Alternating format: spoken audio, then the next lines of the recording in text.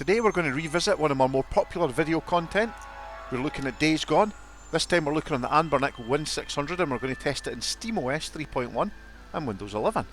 So, now my last Days Gone video was pretty successful, over 5,000 views, over 130 watch hours and dozens of new members. So, if you like this video, please remember to like, share and subscribe.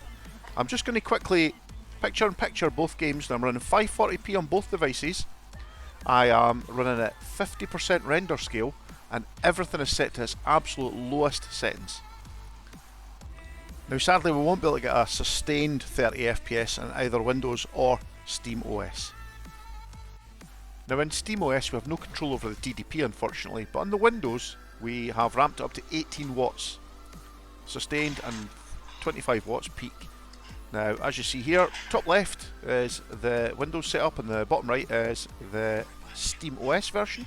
So SteamOS is running a little bit better, certainly this cutscene.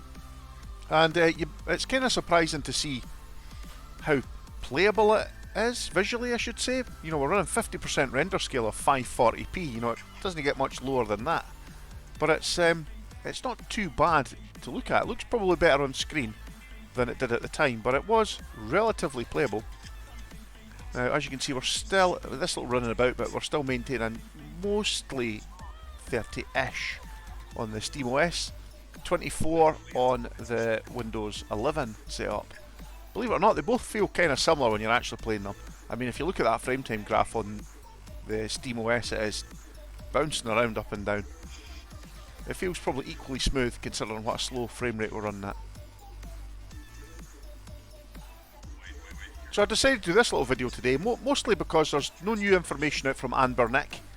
I guess they are now off celebrating the Chinese New Year, and that's fair play to them. So I thought I would just pull this together, since I've been playing away with dual boot for the last little while. I haven't actually seen many benefits of running SteamOS. It's not the Anbernic released version, it's only 3.1, so it's a little bit out of date.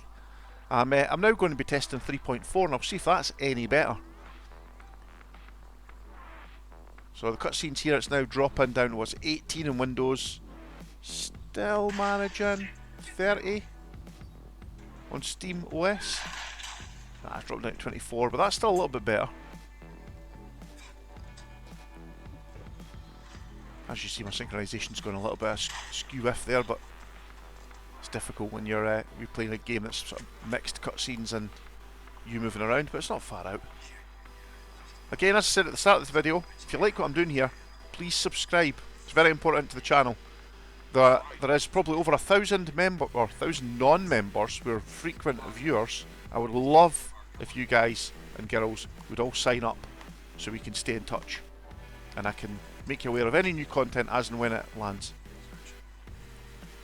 So what we're looking at now, we're still looking at closer to 30 on the SteamOS version and 25 on the Windows version. So it's quite interesting to see that a Windows game is running better on a non-Windows operating system. So I guess it's up to you if you want to try SteamOS. I'm away trying Holo ISO just now. I'll maybe do a little video on that shortly if I think it's worth doing.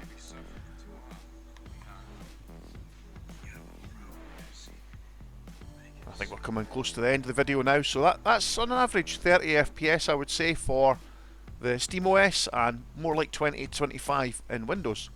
And that was running a much higher TDP as well of 18 watts versus the maximum of 15 I think it pulls on the SteamOS.